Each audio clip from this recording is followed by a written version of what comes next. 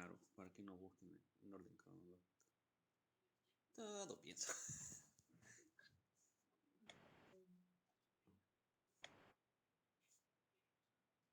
Buenos días, jóvenes, ¿cómo están? Esperaremos que se conecte el resto paulatinamente.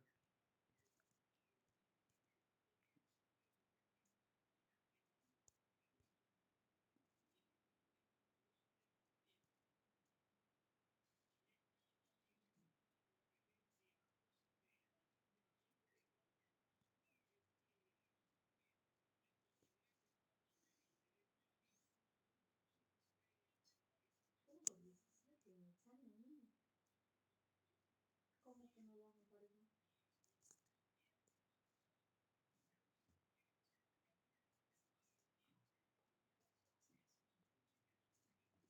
Claro, ya te entiendo.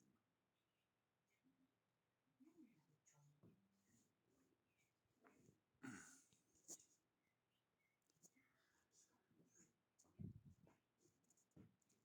¿Qué fue? Ah, pero desde la 1. Ya, entonces eso me vas a prestar. ¿Qué no entendí? ¿Es la nota? No, falta emparejar. ¿Cuánto tengo? Falta emparejar. No, extrae. Ya. Tercera división. Bien, chicos, ¿cómo están? Buenos días. Vamos a empezar con la clase de hoy. Es importante que no dejen de faltar a clases. Estamos haciendo control de asistencia y no vaya a ser que exista alguna consecuencia para el examen final. Bien, si es que han podido entrar al sistema, seguramente han visto de que ya los exámenes han sido corregidos. La recomendación es que entren, por favor, revisen si es que ¿cómo les digo? Necesito que revisen si la nota es bien, si está correcta, ¿no? Para que yo después lo pase a mi registro y luego lo suba a la casilla correspondiente del primer parcial, ¿ya? Ok. Hoy vamos a tener una clase de retroalimentación. ¿Qué significa eso? Eso significa que vamos a hacer una pequeña revisión de lo que ha sido nuestro primer parcial. Es decir, vamos a absolver las preguntas que estaban ahí para que ustedes no queden con ninguna duda si han contestado bien o han contestado mal. Para ello, vamos a trabajar sobre un examen que tengo por acá. De igual forma pueden entrar a la plataforma y van a ver las distintas preguntas. Esperen un segundito. ¿Cómo se hace?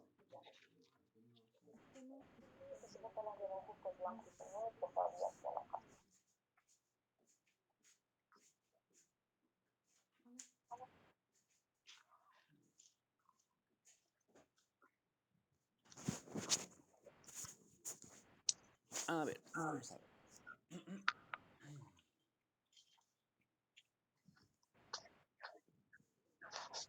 Vamos a trabajar en una parte.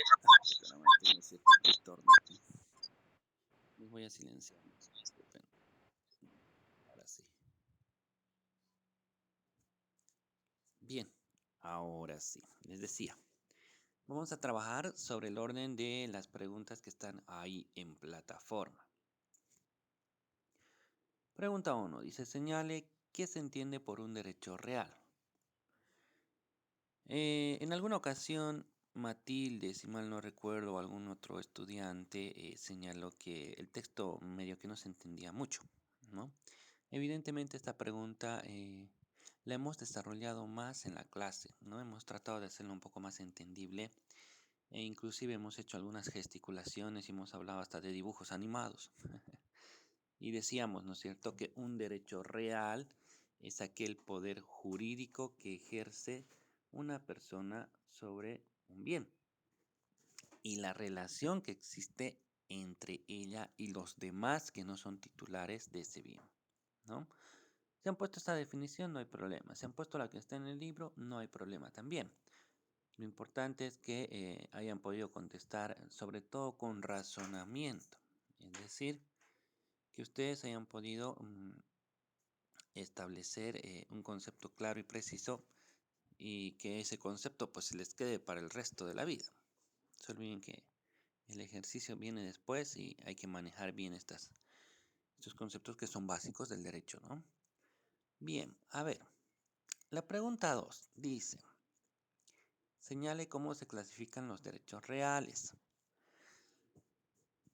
Yo no sé qué voy a hacer con ustedes, jóvenes. La mayoría ha puesto la segunda clasificación que está en el libro.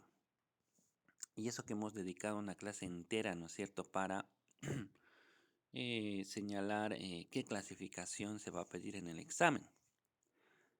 La pregunta no tenía mayor complejidad. Hemos dicho también que con sentido común tenemos nosotros que identificar qué son bienes propios y qué son bienes ajenos. Ahí viene la clasificación. Es decir, derechos reales que recaen sobre cosa propia y derechos reales que recaen sobre cosa ajena, ¿no? Y cuando hablamos de derechos reales que recaen sobre cosa propia, pues la propiedad, ¿no? La propiedad es el único que está ahí, que es el derecho real por excelencia. Y cuando hablábamos de derechos reales que recaen sobre cosa ajena, pues ahí ya estábamos hablando de lo que es aquellos de simple goce y disfrute y aquellos de crédito o garantía. Y dentro de cada uno de ellos, pues ya aparecían los otros derechos reales, ¿no? De simple goce y disfrute tendríamos a mm, el usufructo, la servidumbre, el uso, la habitación y por el otro lado los derechos de garantía teníamos a la prenda, la hipoteca y la antícresis, ¿no? No sé quién puso en su examen por ahí la usucapión, o sea, nada que ver, nada que ver, ¿no? La usucapión es una forma de adquirir la propiedad, no es un derecho real. Tiene relación con un derecho real, eso es cierto. Esa clasificación es la que habíamos quedado en de acuerdo en que todos ustedes pongan en el examen y no la otra. Porque en la otra, cuando habla de derechos reales plenos, provisionales y los demás, ¿no es cierto?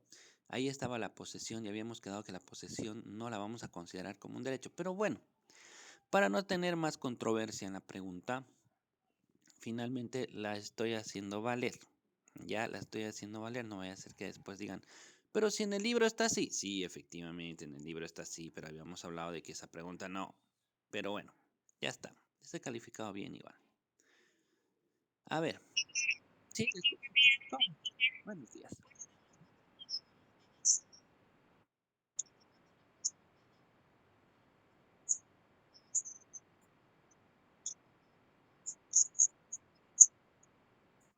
Bueno, ¿sabe qué? Vamos a hacer algo mejor que eso. Lo vamos a grabar en audio, ¿ya?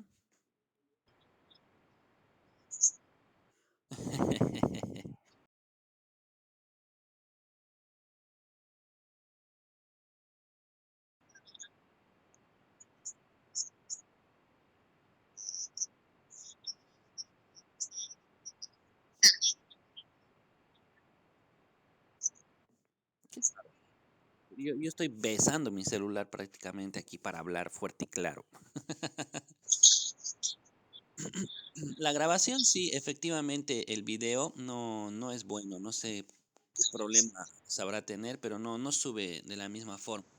Pero ahorita lo estoy haciendo en sonido solamente, el sonido va a salir bien, no se preocupe. Entonces, la recomendación la recomendación sería que mejor escuche el sonido a que el video, ¿no? Okey, vamos con la pregunta 3. Dice: explica en qué consiste el derecho de persecución. Bueno, cuando nosotros hablamos del derecho de persecución, es una de las características que tienen los derechos reales en general. O sea, todos los derechos reales, no solamente vayan a abocarse ustedes a lo que es la propiedad, ¿ya?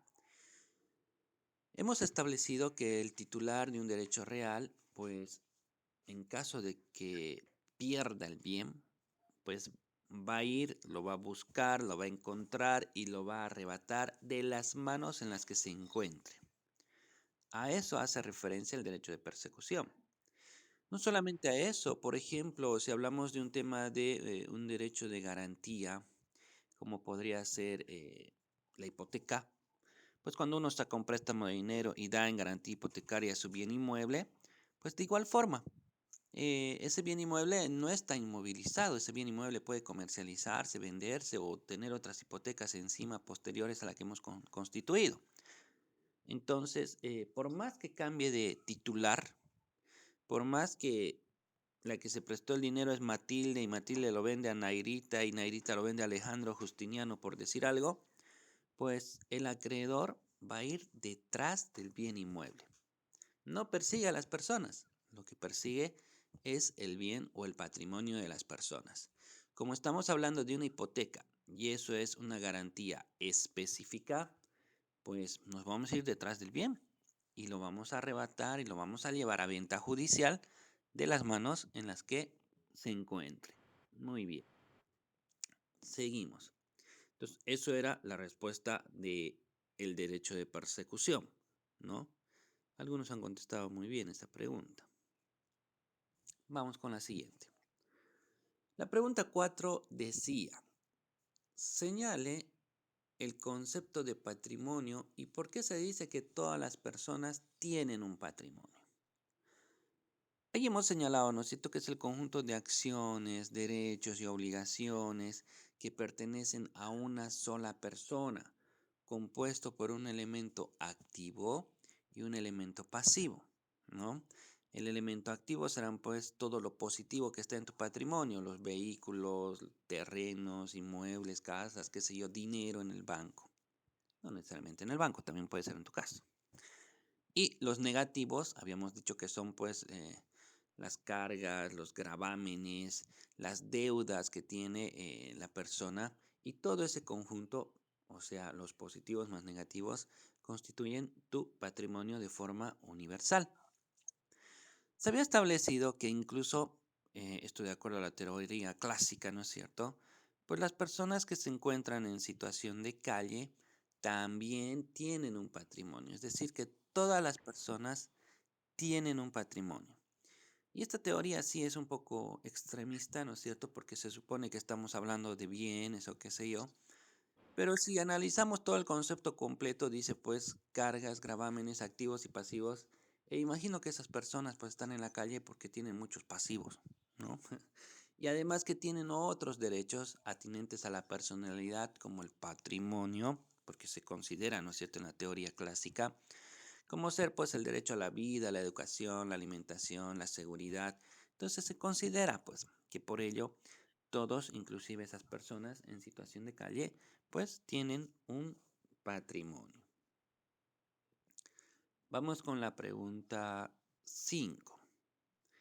Cite cuáles son los medios judiciales que van en defensa de la propiedad, por un lado, y otras de la posesión. Y recuerdo que cuando yo les hice el dictado, les aclaré, ¿no? De la propiedad o derechos reales y de la posesión, les dije, ¿no? ¿Cuál era la idea? La idea era la siguiente, que por un lado ustedes separen lo que es un derecho real de lo que es la posesión. Habíamos hablado que medios y mecanismos que van en defensa de los derechos reales están tres: la acción reivindicatoria, la acción confesoria y la acción negatoria. Inclusive, ese día hemos desarrollado ese concepto de acción, porque es un concepto más procesal, ¿no es cierto? Se les había indicado que la acción es la potestad que tiene toda persona de poder acudir al órgano jurisdiccional a solicitar la tutela, la convalidación o la protección de un derecho, ¿no? Por eso decimos acción de divorcio, acción ejecutiva, acción de amparo, ¿no? Entonces, ustedes no pueden venir a decirme que no podían contestar de forma correcta. La mayoría se ha olvidado de los mecanismos de protección de los derechos reales o la propiedad. Y hemos desarrollado incluso cada uno de ellos de forma sucinta, porque también les señalé que hay unidades más adelante donde desarrollamos ya de forma más amplia pues estos temas. Bueno, eso era por un lado. ¿Y por qué les he puesto los medios judiciales?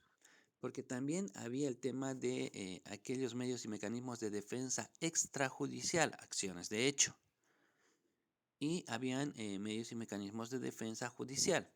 Entonces he querido reducir al tema de la posesión solamente a los medios y mecanismos judiciales de protección. Y no ha faltado también quien me ha escrito posesión con SC. O sea, ya pues, ¿qué pasa? Revisen un poco, lean, jóvenes, por eso ahí está el libro. Cuando uno lee, la lectura también ayuda para el tema de la ortografía. No podemos ser abogados con mala ortografía. Sí, puede ser que a alguno se le vaya, y yo no estoy diciendo que escribo perfecto, pero estas cuestiones que son básicas, por favor, hay que escribirlas bien. Posesión es con doble S, cuidado ya también posesión, ¿no? Sino que es posesión, las dos son S, no hay C ahí. Bien, ahí están los famosos interdictos.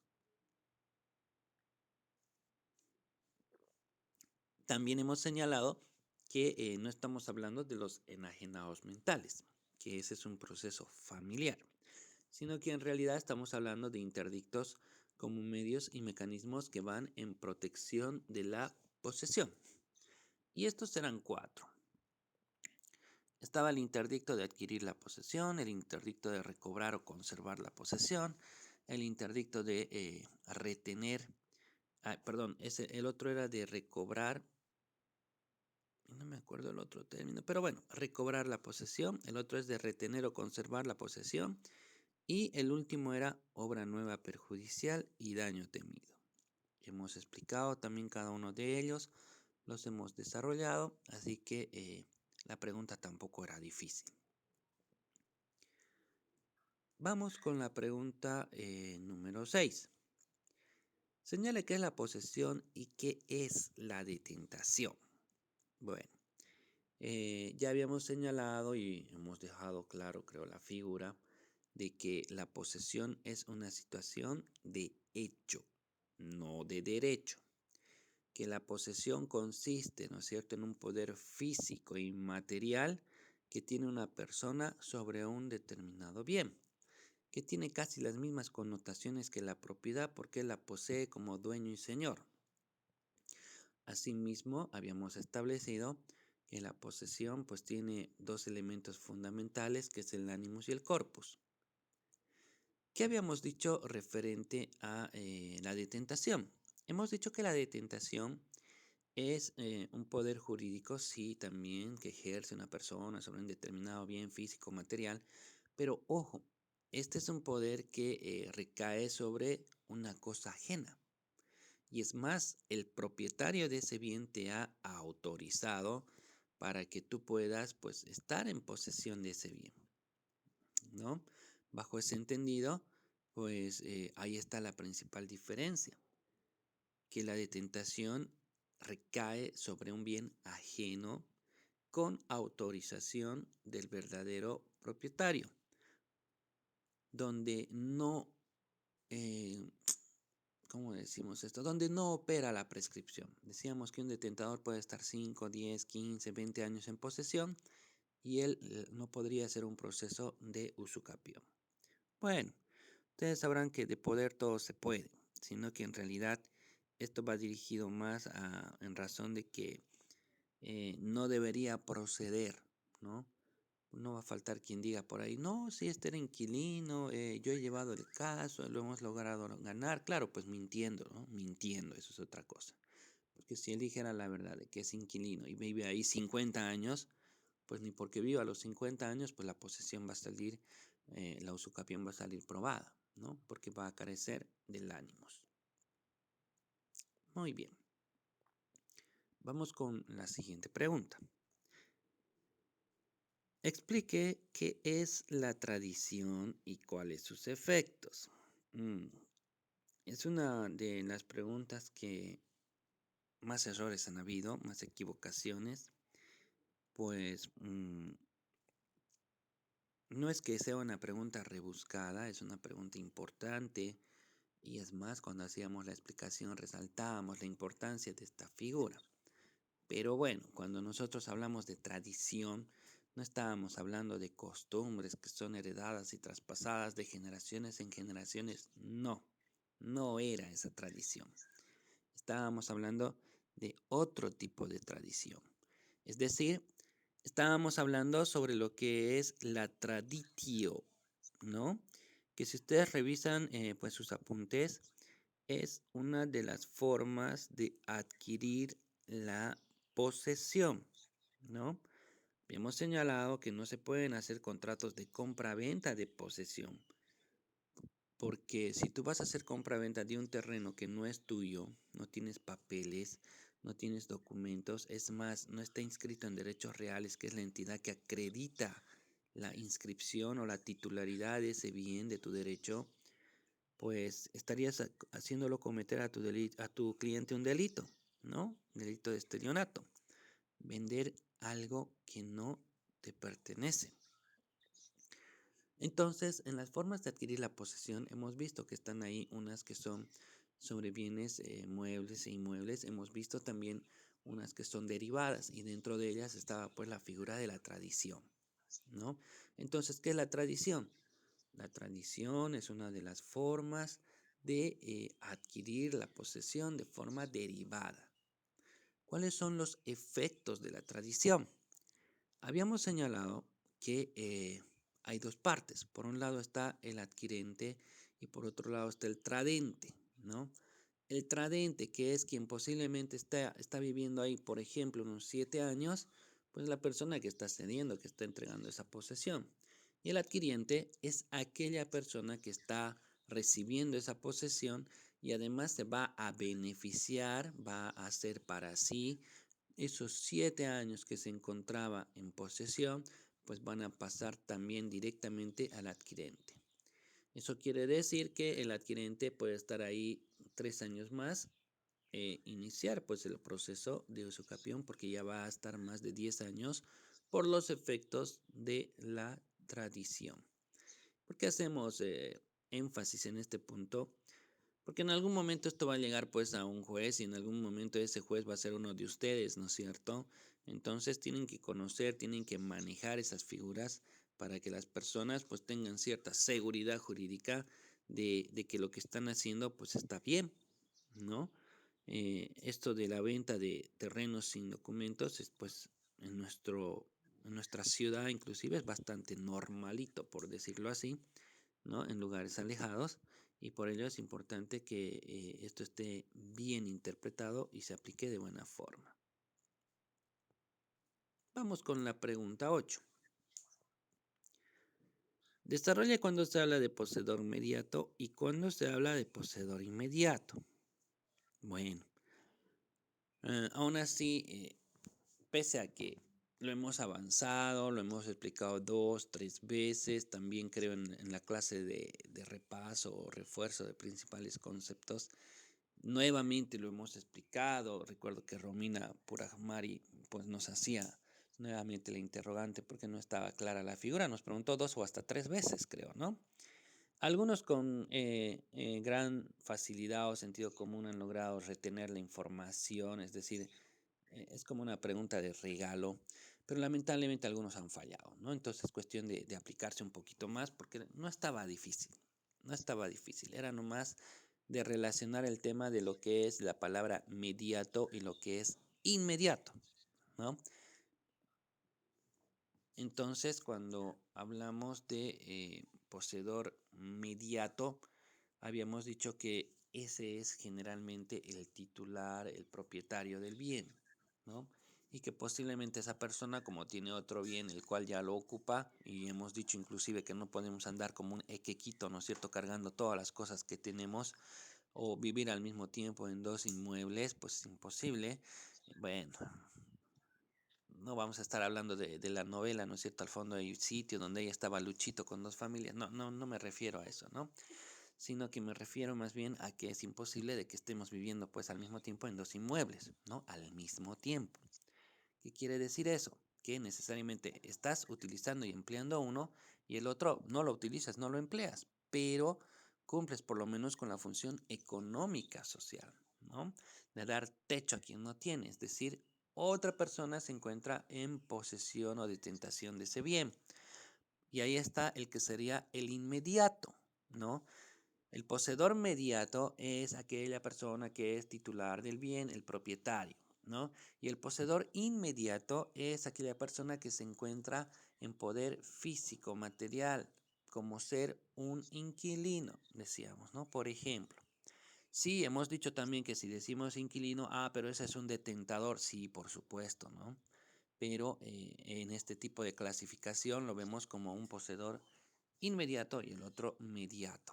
Hemos leído también un artículo pertinente, ¿no es cierto?, que decía que el propietario de un bien se encuentra en posesión del mismo mediante su detentador.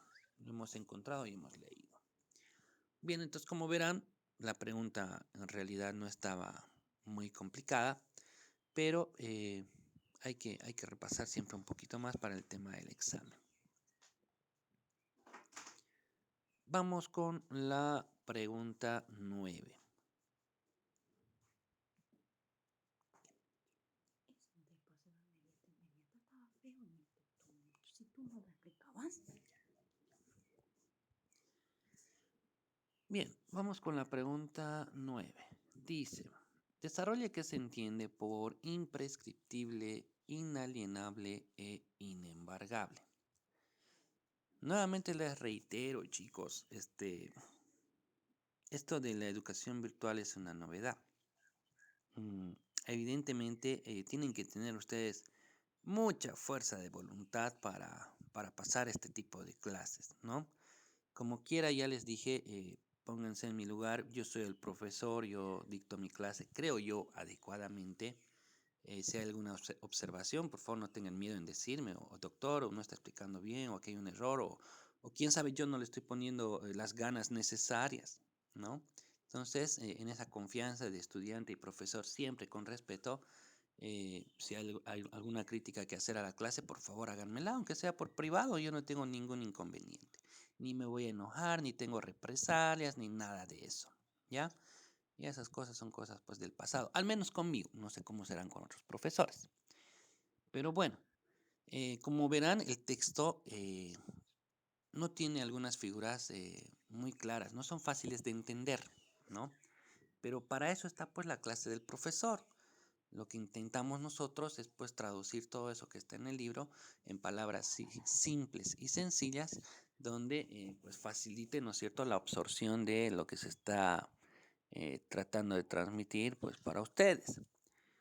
Tampoco vayan a pensar de esta forma, aunque la figura es evidente, pero no la vayan a pensar de esta forma, por favor, no malinterpreten. A ver, ¿qué quiero decir con eso? Yo como profesor, como profesional, como docente, yo ya la materia la conozco, la manejo, ¿no es cierto? Entonces, los que tienen que poner aquí interés son ustedes, los que tienen que aplicarse acá son ustedes, porque esta es la profesión la cual el día de mañana, pues les va a permitir vivir, pues dignamente, ¿no es cierto? Yo sé que la mayoría de ustedes son jóvenes, ¿no? Y están en esa etapa que todos la hemos vivido. Tenemos a nuestros padres en su mayoría, ¿no es cierto? Y ellos son pues los que se encargan de nuestra educación, manutención y demás. Pero un día ese papel les va a llegar a ustedes, otros ya están en esa etapa, ¿no es cierto? Un día les va a llegar ese papel a ustedes y es importante que ustedes puedan proveer pues a su familia para mantenerse a sí mismos y a los demás. ¿De dónde sale eso? De tu profesión. Y tú tienes que ser un buen abogado para ganar dinero y mantener a tu familia, ¿no? Miren, quien les habla, gracias a Dios, ¿no es cierto? Vive bien. Yo no soy rico ni millonario, no vayan a pensar eso, ¿no? Pero por lo menos vivo en una casa propia, tengo mi vehículo, ¿no es cierto? Que es relativamente nuevo, tengo una motocicleta que me la compré de antojo y ahora quiero comprarme una combi también, que es un coche viejísimo, ya van a ver si lo compro, ¿no es cierto? Y vivo dignamente. ¿Gracias a qué? A mi profesión. Y yo tengo que ser bueno en mi profesión. Si yo soy bueno en mi profesión, pues los clientes vienen, me buscan porque yo gano los procesos, ¿no? O doy una respuesta efectiva. Ahora, yo no sé, como les digo, aquí estamos en la videoconferencia, yo no sé si ustedes me están atendiendo, no me están atendiendo, de repente se han conectado y se han ido a ver tele, o están comiendo, o están viendo, no sé, distraídos en otra cosa. Pero lo que ustedes tienen que entender, que esta clase es para ustedes, ¿no?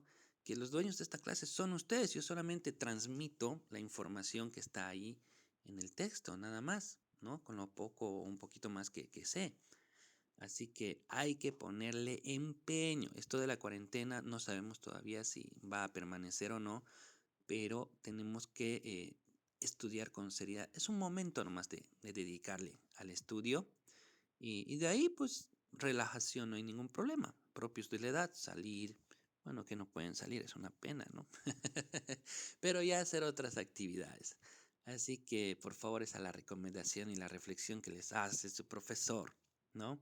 Esto sí estaba un poco difícil. Yo recuerdo que cuando era estudiante, sí, era un poco complicado el retener información como qué es imprescriptible, qué es inalienable y qué cómo es inembargable. Recuerdo yo que tenía que aprenderlo memorizando, ¿no? Lastimosamente es así porque estos términos son fundamentales. Estos términos son de conocimiento general de cualquier estudiante de derecho, ¿no? Y además que son trascendentales no solamente para la materia de Civil 2, sino para muchas áreas, ¿no? En penal, en familia y otras áreas son términos importantes.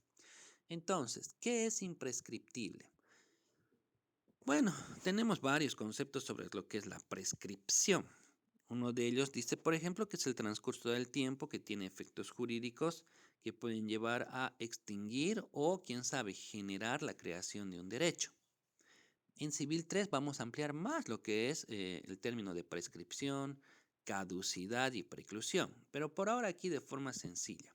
Entonces, ¿qué relación tenía con nuestra materia? Imprescriptible. Estas eran características de los bienes de dominio público del Estado. Entonces yo no podía darles ese dato más porque si no era más fácil para que lo encuentren, si lo busquen, si estaban con su ayuda a memoria, que tampoco los he visto bien, ¿no? Bueno, entonces, imprescriptible significa que para ese tipo de bienes, pues la prescripción no opera, ¿no? Se puede estar 5, 10, 15, 20 años y la prescripción no opera. Eso es imprescriptible. Es una cuestión donde el bien no va a ser afectado por el transcurso del tiempo. ¿Qué es inembargable? Inembargable tiene que ver con que el bien inmueble no puede ser dado en garantía para afianzar, ¿no es cierto?, el cumplimiento de una obligación. Habíamos señalado, por ejemplo, yo no puedo ir, ni por más estado que yo sea, no puedo ir a una organización internacional, al Banco Mundial, no sé, a decir, necesito este crédito, por favor, les voy a garantizar con la Plaza 24 de septiembre. No, no es cierto, porque es un bien de dominio público del Estado y el hecho de que sea inembargable quiere decir que el bien no puede ser dado en garantía para el cumplimiento de alguna obligación. Inalienable, inalienable quiere decir que el bien no se puede enajenar, no se puede transferir. Al decir transferir, hay varios tipos de transferencia. Nosotros ya tenemos que ampliar nuestra gama de conocimiento. No vamos a pensar que transferencia es solamente compra-venta. La transferencia puede ser a título de compra-venta. La transferencia puede ser a título de donación. Es que es una transferencia del derecho propietario, ¿no? La transferencia puede ser a título de permuta, ¿no? Entonces, como verán, hay varias formas de transferir. En algunas veces cuando estamos en examen de grado en la Domingo Sabio, ahí es un examen abierto, ¿no? El profesor dice, el tribunal, postulante, señale por favor cuáles son aquellos contratos que denotan el traslado de dominio, dominio, propiedad, copropiedad, sinónimos, ¿no? Entonces el postulante tiene que decir muy bien, estamos hablando de transferencias a título onerosas y a título gratuitas, ¿no? A título onerosa será, por ejemplo, la donación, o perdón, gratuito. Y a título oneroso será, por ejemplo, puede ser a título de compraventa, puede ser a título de permuta, puede ser a título de donación, ¿no? Entonces, ¿y la inalienable qué quiere decir? Que el bien no puede ser enajenado, no puede ser transferido, ni de forma gratuita, ni de forma onerosa. Bueno, ese era un complemento. Suficiente era que coloquen que no se puede transferir. Bien, vamos con la última pregunta. Realice la diferencia de los derechos reales y los derechos de crédito en razón a su violación o quebrantamiento. Ahí en el libro habían un montón de diferencias entre los derechos reales y los derechos de crédito, ¿no? No he querido complicarlos como por ejemplo en base a su extinción, no he querido complicarlos en base a, ¿qué más? Tantas diferencias que habían ahí, ¿no? Estaba el tema de la quebrantación o su violación, los sujetos que intervienen en el objeto sobre el que recaen y demás, ¿no? Entonces, era una pregunta sencilla porque en realidad cuando hablábamos nosotros de los derechos reales, pues como los sujetos no son determinados, sobre todo el pasivo, pues cualquiera de ellos podía quebrantar o violar el derecho.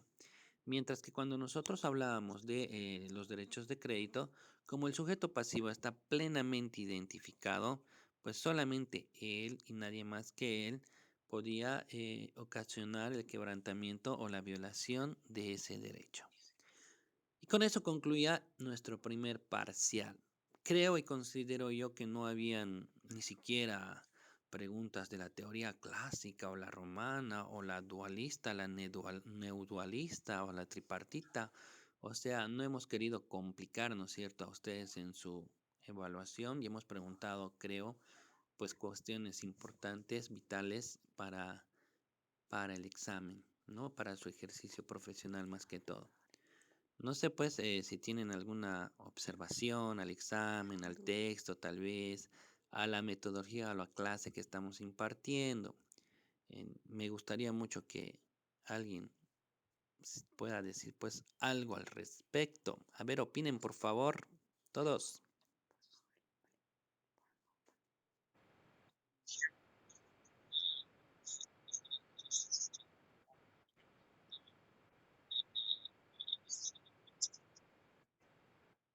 Ok, muy bien. ¿Qué dicen los demás? ¿Están ahí?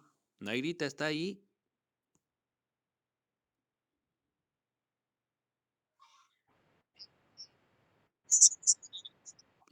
¿Qué dice Matilde?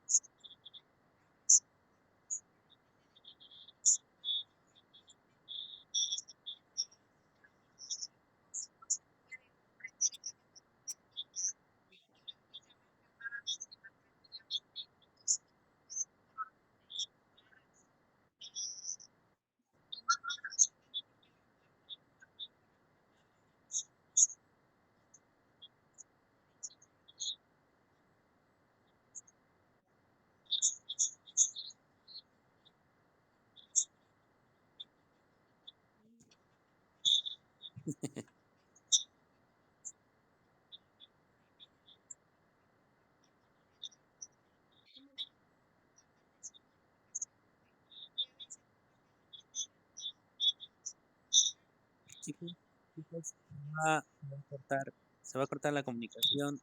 La retomemos, por favor, ya no más para 10 minutitos de comentarios o menos y de ahí terminamos la clase. Por favor, conéctense otra vez de forma